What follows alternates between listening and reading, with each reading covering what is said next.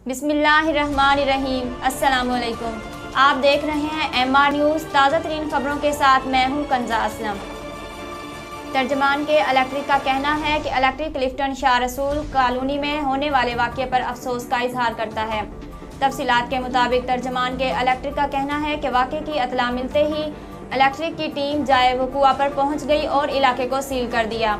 तर्जमान के इलेक्ट्रिक ने कहा है कि इब्तदाई तहकीकात के मुताबिक स्ट्रीट लाइट के खंभे पर मौजूद केबल के तार और गैर कानूनी तौर पर लगाई गई लाइट्स को मुनक़ते कर दिया जाएगा। कराची के साबिक मेयर और MQM पाकिस्तान के रहनुमा ने बारिश के दौरान नाक़िस इंतजामात पर एडमिनिस्ट्रेटर मुर्तज़ा वहाब पर शदीद तनकीद की है। शहर कायद में बारिश के बाद की सूरत हाल और एडमिनिस्ट्रेटर की कारकर्दगी पर वसीम अख्तर ने रद्द-ए-अमल देते हुए कहा कि चंद घंटे की बारिश की PP की नाकिस कारकर्दगी अवाम के सामने ले आई। कहा है कि कराची में वो लोग हुक्मरानी कर रहे हैं जिनका शहर और शहरियों से कोई ताल्लुक नहीं है। कराची की सड़कें तालाब का मंजर पेश कर रही हैं। शहर भर में कचरे के अंबार पड़े हैं जिन्हें कोई उठाने वाला नहीं। बारिश के पानी की वजह से शहरी रास्तों में फंसे हुए हैं और सिंध हुकूमत गायब है। वसीम अख्तर ने कहा है, लगता है कराची के एडमिनिस्ट्रेटर का फोटोग्राफ आज छुट्टी पर है, इसलिए वो सड़क पर नहीं आए। वसीम अख्तर ने MQM के कारकुनान से सड़कों पर निकलकर आवाम की मदद करने की हदायत की।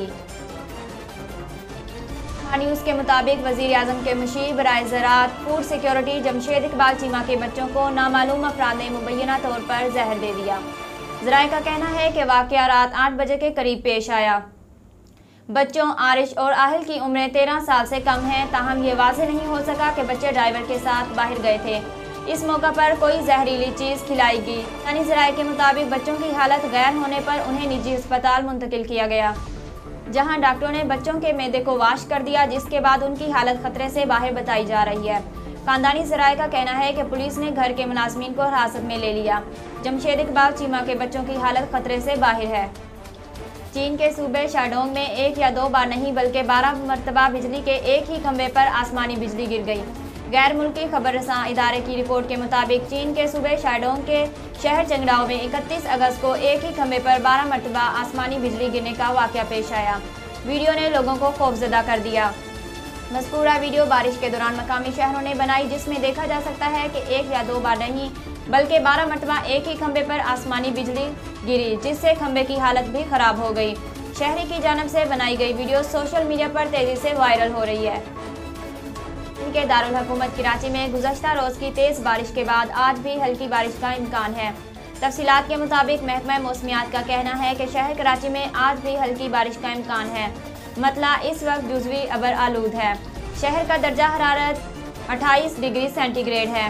महकमा मौसमियात का कहना है कि गुज़श्ता रोज़ सबसे ज़्यादा बारिश सादी टाउन में 81 मिलीमीटर हुई।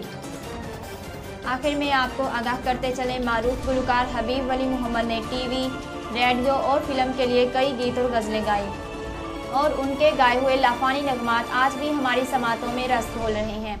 ताहम उन्हें एक गज़ल गायक के तौर पर ज़्यादा शोहरत मिली। वो 4 सितंबर 2014 को अमेरिका में वफ़ात पा गए और उनकी उम्र 93 बरस थी। हबीब वली मोहम्मद बर्मा के शहर रंगून में पैदा हुए थे। बाद अज़ां उनका ख़ानदान मुंबई मुंतकिल हो गया। तकसीम के बाद हबीब वली मोहम्मद कराची आ गए। बहुत कम फिल्मी गीत गाए, जबकि उन्होंने मुतअद्दिद मिली नगमे भी गाए जिन्हें बहुत पसंद किया गया। वो शौकिया गुलकार थे। इस मारूफ गुलकार को निगार अवार्ड से भी नवाजा गया। अब तक के लिए इतना ही। मज़ीद खबरों और तफसीलात के लिए देखते रहिए MR न्यूज़।